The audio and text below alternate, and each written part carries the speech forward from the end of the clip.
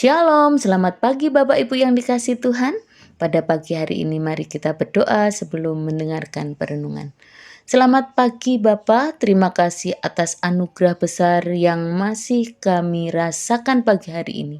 Syukur atas kasih sayang yang Tuhan berikan sampai hari ini. Kami bisa nikmati kasih-Mu, merasakan segarnya udara pagi, mendengarkan suara-Mu melalui perenungan firman-Mu saat ini. Dalam nama Yesus kami bersyukur dan berdoa. Amin. Firman Tuhan pada saat pagi hari ini, saya beri tema memandang sesama seperti cara Tuhan memandang. Dalam Matius 22 ayat yang ke-39. Dan hukum yang kedua yang sama dengan itu ialah kasihilah sesamamu manusia seperti dirimu sendiri. Bapak Ibu yang dikasihi Tuhan, sepanjang Matius 22 ini, kalau Bapak Ibu mau membaca dan merenungkan, kita bisa menemukan banyak sekali jebakan-jebakan pertanyaan dari para ahli Taurat dan orang-orang Farisi yang membenturkan Taurat dengan kebenaran yang diberitakan Yesus. Nah, jadi karena mereka merasa kalah ngomong gitu sama Tuhan, selalu dijawab sama Yesus setiap pertanyaannya dengan sangat jenius begitu ya. Nah, mereka cari jebakan lain, pertanyaan-pertanyaan supaya Yesus ini bagaimana caranya supaya bungkam begitu ya. Dalam Matius 22 ayat 34, ketika orang-orang Farisi mendengar bahwa Yesus telah membuat orang-orang Saduki itu bungkam, berkumpullah mereka dan seorang dari mereka, seorang ahli Taurat bertanya untuk mencobai dia. Jadi Bapak Ibu, Yesus itu selalu dikejar bukan hanya untuk dipuji, bukan hanya untuk diagungkan, tetapi untuk dicari-cari kesalahannya. Nah, Bapak Ibu, di sini Tuhan mengatakan bahwa dalam Matius 22 bahwa hukum yang kedua yang sama dengan itu ialah kasihilah sesamamu manusia seperti dirimu sendiri.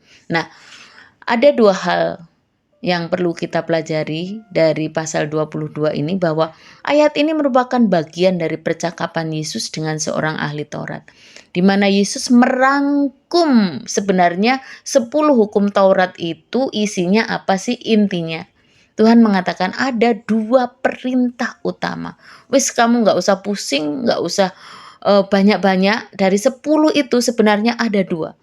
Kasih kepada Tuhan. Yang kedua, kasih kepada sesama. Ayat ini menekankan pentingnya kasih dan hubungan kita kepada Allah dan juga hubungan kita terhadap sesama. Lalu ayat ini juga mengatakan dan memandang sesama kita itu sebenarnya berharga.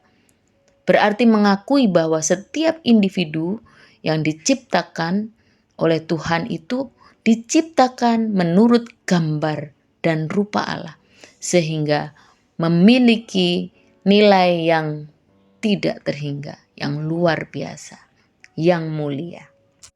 Nah, sekarang bagaimana cara kita memandang sesama seperti cara pandang Tuhan? Bagaimana ya Tuhan memandang orang-orang di sekitar kita? Begitu intinya ya. Yang pertama, yaitu menyadari kesamaan dalam ciptaannya. Bahwa kita itu sama-sama diciptakan oleh Tuhan. Sama-sama memiliki potensi kebaikan walaupun berbeda. Setiap orang itu berarti kalau memiliki potensi kebaikan dan diciptakan oleh Tuhan, berarti setiap orang layak untuk dihormati dan dihargai terlepas dari perbedaan apapun itu. Entah perbedaan suku, agama, ras, atau status sosial. Jadi Bapak Ibu yang dikasihi Tuhan, Tuhan mengajarkan kita untuk kita menghargai, menyadari bahwa kita sama-sama ciptaannya. Walaupun dia berbeda sukunya, jangan sampai setiap kita mulai membedakan, wah ini suku A, ini suku B. Wah, kalau suku A kita harus hargai luar biasa. Atau, oh status sosialnya ini A, status sosialnya ini B. Oh kalau yang B kita hargai luar biasa. Yang A biasa saja. Bapak Ibu yang dikasih Tuhan, ayat ini mengajarkan kita bagaimana Tuhan memandang orang-orang di sekitar kita. Kita juga mau belajar seperti Tuhan memandang mereka. Yang kedua, mengasihi tanpa syarat.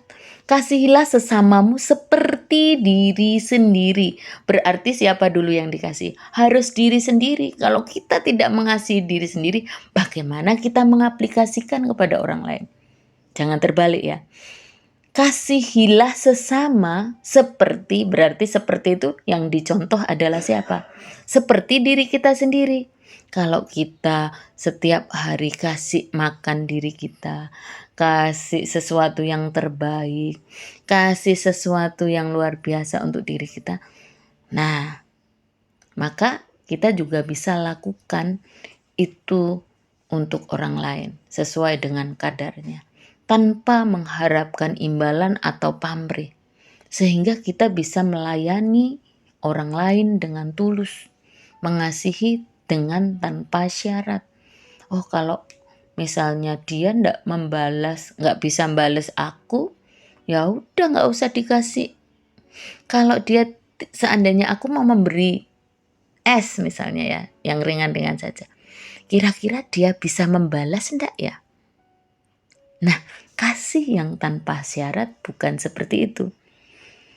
Kasih yang tanpa syarat, walaupun dia nanti tidak bisa membagikan sesuatu untuk aku, membalas apa yang aku berikan, aku tetap beri. Kenapa? Karena aku tidak mengharapkan imbalan atau pamrih apapun saat aku memberi. Itu namanya mengasihi tanpa syarat dan mengasihi dengan tulus. Nah, 2 saja ya yang kita pelajari pagi hari ini. Bagaimana cara memandang sesama kita seperti cara pandang Tuhan. Tuhan sudah menciptakan kita sama. Yang kedua, Tuhan mengasihi tanpa syarat. Oleh sebab itu, kita juga harus mengasihi tanpa syarat, tanpa imbalan, tanpa pamrih, kecuali saat bekerja atau saat melakukan sesuatu yang hubungannya dengan pekerjaan. Itu berbeda. Tapi saat mengasihi, melayani, layanilah dengan tulus tanpa pamrih. Amin firman Tuhan. Tuhan, kami bersyukur untuk firman-Mu pagi ini. Kiranya Tuhan teguhkan hati kami. Biarlah kami belajar memandang sesama orang-orang di sekitar kami seperti Tuhan memandang. Ampuni kami kalau selama ini kami bersalah. Ampuni kami kalau selama ini kami mungkin membeda-bedakan seseorang. Ampuni kami ya Tuhan. Terima kasih Tuhan. Kami berdoa dan mengucap syukur. Haleluya. Amin.